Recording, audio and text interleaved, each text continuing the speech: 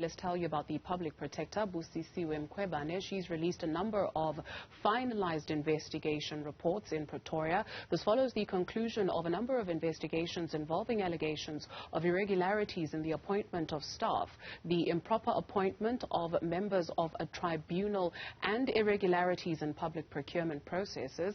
My colleague Mbali Thethani is joining us live now for a debrief, and I understand, Mbali, that you're standing by to be in conversation with the Public Protector. It's over to you.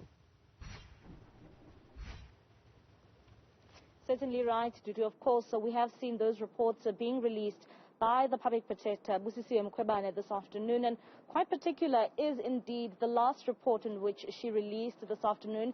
It has to do with then SARS Commissioner, who was indeed Pravin Gordhan, and pertaining to a contract for the modernization program for SARS at the time.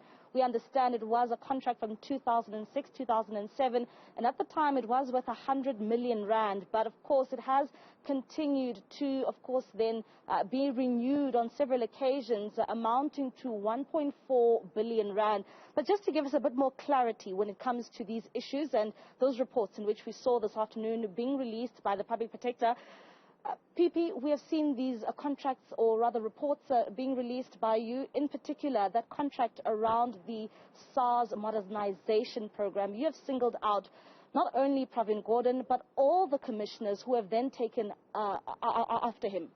Yes, definitely. We've issued this report, and we are saying all the commissioners who continued to extend this contract, and I would say abusing the deviation provisions, especially Treasury regulations or Treasury relevant prescripts. So we then issued this report to make sure that it's a lesson for other accounting officers and even executive authority, ministers as well, to understand that when we issue such reports, they need to learn from them. They need to make sure that there's no repetition of violation of the laws. Because, SARS is a reputable institution. We know they are doing a good job, and we are saying with this report, they can continue with their modernization process, but let them comply to what the Constitution is saying, the issue of transparency, the issue of competitive bidding, and also the relevant legislation, which is the Public Finance Management Act. Now, this is a matter that takes us back all the way to 2006-2007. Are you not concerned that this matter will be taken up on judicial review, especially when you look at when this contract started? Because you also mentioned something quite important, saying that when you as an office investigate these matters, it should be matters within the last 2 years. Definitely. Section 6, subsection 9 says the Public Protector investigates matters, or people must report to the Public Protector within 2 years of the complaint having occurred. But then in this particular instance, though the contract was dated back to 2007, Mr. Manye lodged the complaint in 2016, even before I joined the office. We've accepted the complaint because the extensions were ongoing. And I must indicate that when we were engaging the various implicated parties, we informed them that the Public Protector is investigating this matter. And when we issued the Section 7, subsection 9 notice, which is a preliminary report, we even told them what are the special circumstances. This matter is of public interest. This matter as well, it's still continuing. Therefore, it needs to stop, because you cannot have a contract dating back to 2007 and abusing the Treasury prescript by continuously extending the contract. And we discovered that in terms of the PFMA, they should have informed Treasury. Yes, Treasury was giving them the extensions, but there was time where Treasury was saying, no ways, we are not even giving you a longer extension. You need to make sure that you advertise the tender and appoint a contract. And there was a stage as well where we, as the Public Protector, we said a final extension is December 2019. And indeed, the previous acting commissioner advertised the tender, but apparently that was taken to court.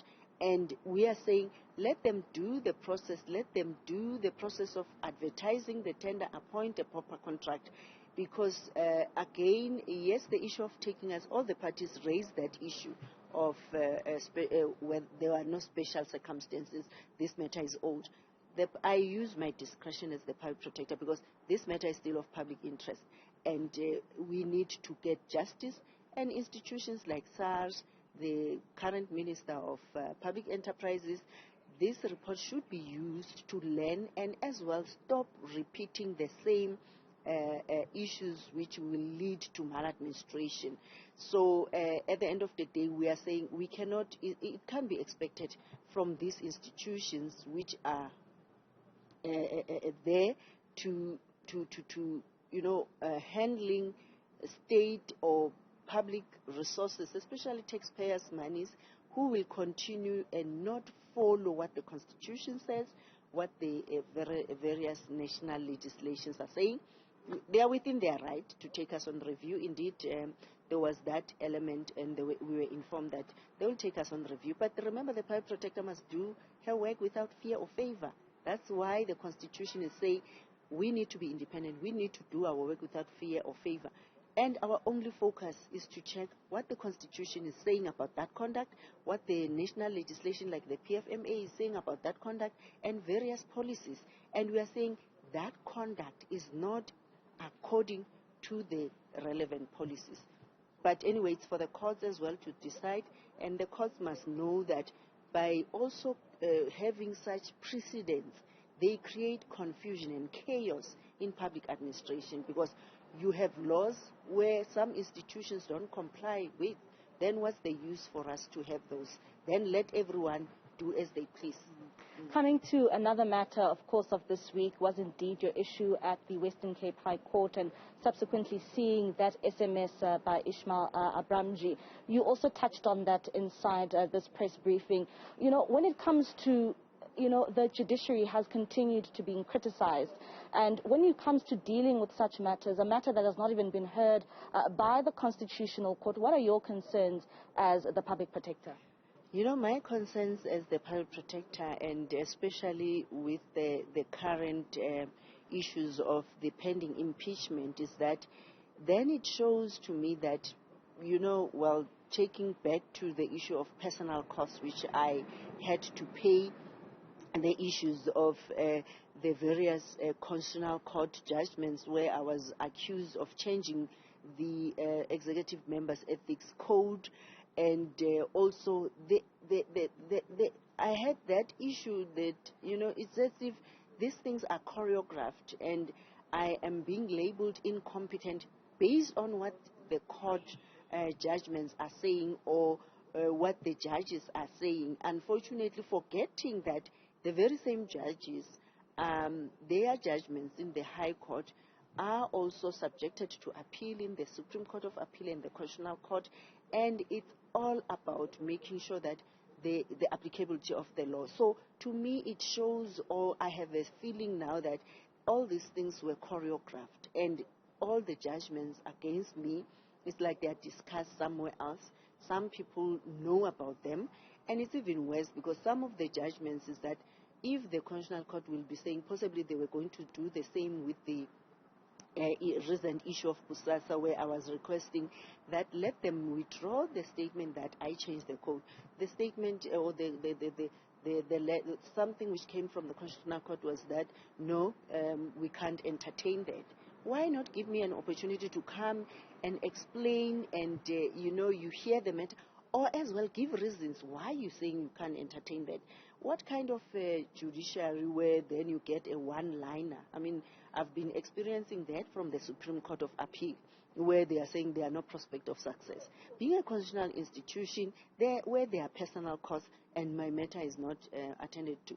And we are looking up to them because they create a precedent, and we should be learning from their judgments and the interpretation of the law.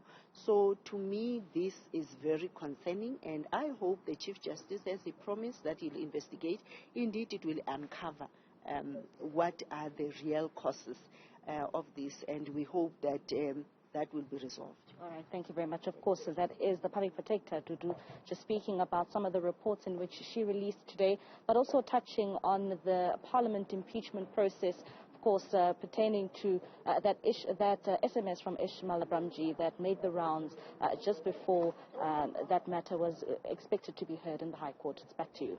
Mbali Thethani, thank you very much for that information.